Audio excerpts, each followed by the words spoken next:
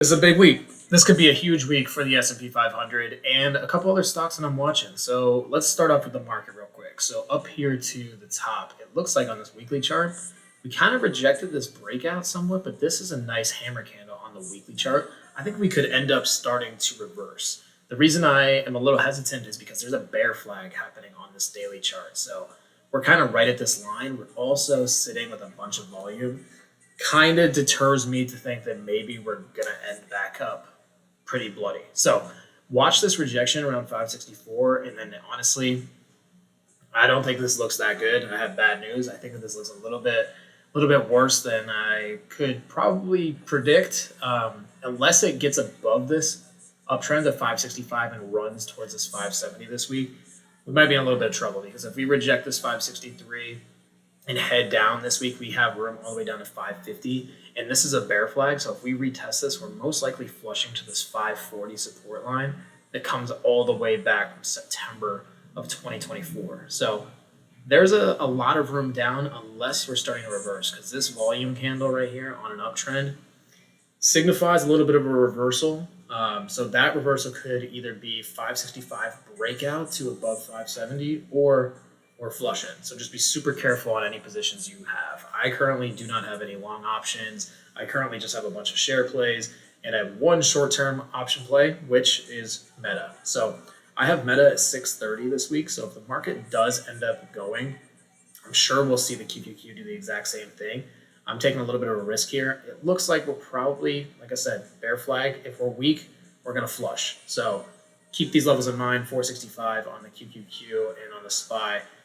Watch that 550 level. So those are the downsides. On the upsides, if we do start to take off, this is going to start pushing a lot of these stocks. Tesla has a shit ton of room up to probably about 262, 263. If we break out of this downtrend that it formed, you can see 275 this week, no problem, if the Qs are bullish. The stock that I love the most this week is Meta.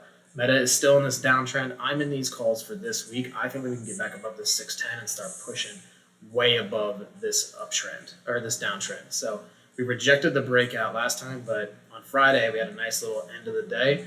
If we can kind of get above the 600, I'm sure that we'll see a nice little rip up. If I look on the weekly chart, it looks pretty good to me as well. Look at this little reversal. It looks like this week could be a nice green candle. So this is my favorite stock on the entire market. We just need to make sure that the QQQs are strong. So if the market doesn't start to pull back, and OPEX was last week, so I think that we're out of the woods. I think that there's a lot of different things happening in the market, and I think that the blood could be done as long as we're not weak this week. If we're weak this week, blood is not done for a long time. But this weekly candlestick right here makes me think that this volume coming in with this hammer candle and this downtrend, we are going to see a piss missile to the upside around like 640-ish. So Meta is my favorite stock this week. And honestly, I don't really need anything else. So watch out for the QQQ, the SPY, and the one thing I do want to put on everybody's radar is Spotify. It's like the best stock in the market, and it's bounced and recovered basically the entire thing from that market correction. I'm pissed I didn't get it because it's up $110 a share in a couple days, like literally 10 days. But on the daily chart here, you can see a full-on recovery. I can see Spotify longer term getting into like 630, 652. You could do a couple months out, a month out, in option plays, and they probably pay out pretty nicely.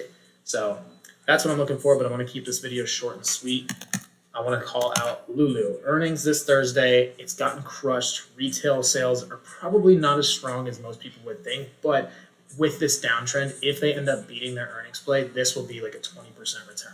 And on 20% return on 322, it's about $64. So there is potential for this to move one way or the other in this downtrend. I'm kind of like okay with taking a risk. I might gamble earnings in this because if I look at these Lulu contracts on April 4th, and even if I go far out of the money, I wouldn't even risk much. It'd be much of a gamble. 375s. There's a big spread because there's not a lot of volume in these. These are all kind of messed up as well. But if I took like 380s, for example, I could buy these for almost $242 or $260, and in the monies are $1,700. So it's a gamble for sure through earnings starting on Thursday. I wouldn't buy these till probably Tuesday or Wednesday, but realistically, $200 could turn into like $1,400, $1,300 after theta decay eats them alive from earnings. But if it beats expectations and the stock soars like 15 to 20%, these would print money. So just want to throw that on the radar. That's more of a gamble, probably something that I'll look at later on in the week. But Meta for sure is my biggest watch in the market, and obviously I'm heavy in Tesla as well. But this has the best short-term setup for options trades this week, as long as the SPY and the QQQ hold up. So hope that helps you guys out. Hope this watch list gives you a little bit of perspective. And if you have any questions, hit the comments and let's chat.